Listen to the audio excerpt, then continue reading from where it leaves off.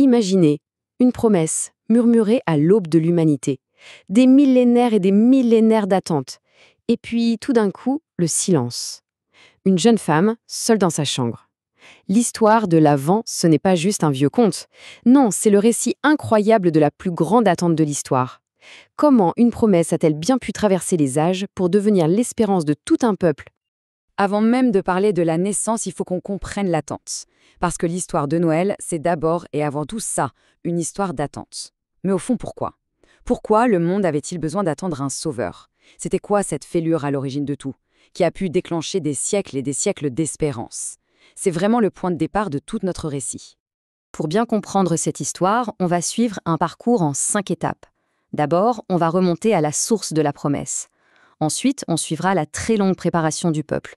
Puis, on s'arrêtera sur le choix assez surprenant de Marie. On assistera au moment clé de l'Annonciation et on terminera sur l'explosion de joie de Marie. Alors, tout commence. Mais pas avec un berceau, non. Tout commence avec une promesse. Pour vraiment saisir le sens de l'arrivée, il faut d'abord écouter ce murmure, celui du tout commencement. À l'origine de tout, il y a une rupture.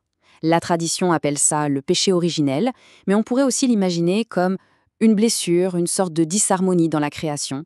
Et c'est justement face à cette fracture que la toute première promesse est faite à Adam et Ève. Un jour, quelqu'un viendra réparer tout ça. C'est exactement là que le grand compte à rebours de l'histoire commence. Bon, une promesse aussi immense, on s'en doute, ne pouvait pas s'accomplir du jour au lendemain. Il a fallu préparer le terrain, éduquer tout un peuple à l'espérance. Et cette préparation, ça a été un travail de très très longue haleine, qui s'est étalé sur des millénaires. Cette frise, honnêtement, elle donne un peu le vertige. Il faut regarder l'échelle du temps, de la promesse originelle jusqu'au roi David, en passant par des figures absolument titanesques comme Abraham, le père des croyants, ou Moïse, le grand libérateur. Chaque époque a ajouté sa pierre à l'édifice de cette attente, sculptant petit à petit le visage du sauveur tant espéré. Ce qui est fascinant, c'est la méthode, cette espèce de pédagogie divine. Tout part d'un seul homme, Abraham. Puis, sa famille devient un peuple. Ce peuple, libéré de l'esclavage par Moïse, apprend ce qu'est la liberté. Avec David, il apprend ce qu'est la royauté. Et entre chaque grande étape, il y a les prophètes qui viennent raviver la flamme, pour être bien sûr que la promesse ne soit jamais, jamais oubliée. Et cette longue histoire, elle est tellement fondamentale qu'elle structure toute la Bible. En fait, on peut voir l'Ancien Testament comme le grand livre de l'attente, une sorte de longue nuit éclairée par les étoiles de la promesse. Et le Nouveau Testament, lui, c'est le lever du soleil, le récit de l'accomplissement. C'est comme 2 actes pour une seule et même pièce de théâtre. Et puis, après des siècles d'histoire collective, de dynasties royales, de mouvements de peuples, d'un seul coup, le projecteur de l'histoire se resserre brutalement. Tout va désormais se jouer sur une seule personne, une jeune femme choisie pour une mission qui dépasse complètement l'entendement. Alors, qui est-elle? Son nom, c'est Marie. Ce n'est pas une reine, ni une prophétesse célèbre, non. C'est une jeune fille juive, d'un village un peu obscur, Nazareth.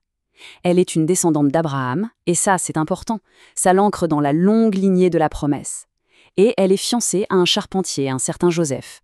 Bref, une vie en apparence tout à fait ordinaire, sur le point de basculer dans l'extraordinaire.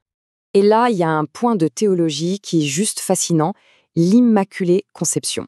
Attention, ce n'est pas la conception de Jésus, c'est bien celle de Marie. La foi chrétienne dit que pour que le vase soit parfaitement pur pour accueillir Dieu lui-même, eh bien Marie a été préservée de cette fameuse blessure originelle dès le tout premier instant de sa propre existence. Une préparation unique pour un rôle unique. Et nous y voilà, le moment où le temps retient son souffle. L'Annonciation. C'est le point de bascule, le moment où des millénaires d'espérance convergent vers une seule conversation, dans une maison de Nazareth. La promesse est là, sur le point de prendre chair. L'ange Gabriel entre en scène, et ses premiers mots, ce n'est pas une simple salutation. « Je te salue, comblée de grâce ».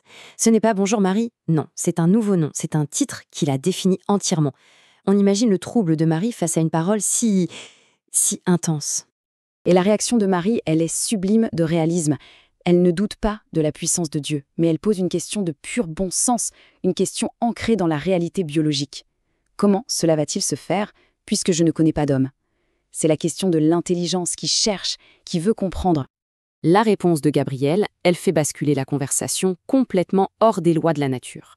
Ce ne sera pas une œuvre humaine, mais bien une œuvre divine. L'Esprit Saint viendra sur toi. Et l'ange donne le titre de l'enfant qui accomplit toutes les attentes. Il sera saint et il sera appelé Fils de Dieu. Et là, voici la réponse qui change le cours de l'histoire, le oui de Marie. Voici la servante du Seigneur.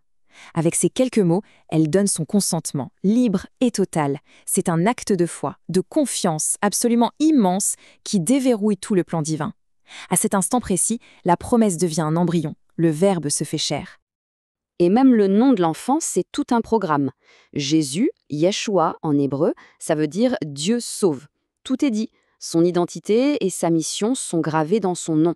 La promesse d'un sauveur s'incarne jusque dans le choix de son prénom.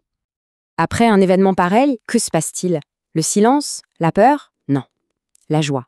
Une joie tellement immense qu'elle ne peut pas être contenue, et qui va jaillir dans l'un des plus beaux chants d'action de grâce jamais écrits. Ce chant, il naît d'une rencontre. Marie court partager la nouvelle avec sa vieille cousine Élisabeth, qui elle aussi porte un enfant miracle. Il faut imaginer la scène. 2 femmes, 2 grossesses impossibles, 2 promesses qui se réalisent en même temps. C'est dans l'étreinte de cette joie partagée que le chant de Marie va jaillir. Mon âme exalte le Seigneur. Ce sont les tout premiers mots de ce chant qu'on appelle le Magnificat. Et ce n'est pas une petite prière de remerciement, non, c'est un cri de joie qui vient du plus profond de son être, une véritable explosion de gratitude envers celui qu'elle nomme déjà mon Sauveur. Mais ce chant, c'est bien plus qu'un simple merci personnel, c'est un chant révolutionnaire. Marie chante un Dieu qui renverse les puissants de leur trône et qui élève les humbles. Un Dieu qui comble les affamés et qui renvoie les riches les mains vides. Et surtout, elle chante un Dieu fidèle, qui se souvient enfin de sa miséricorde et accomplit la promesse faite des siècles plus tôt à Abraham. La boucle de l'histoire est bouclée. Voilà, l'histoire de l'Avent, c'est ça, une promesse faite et une promesse tenue.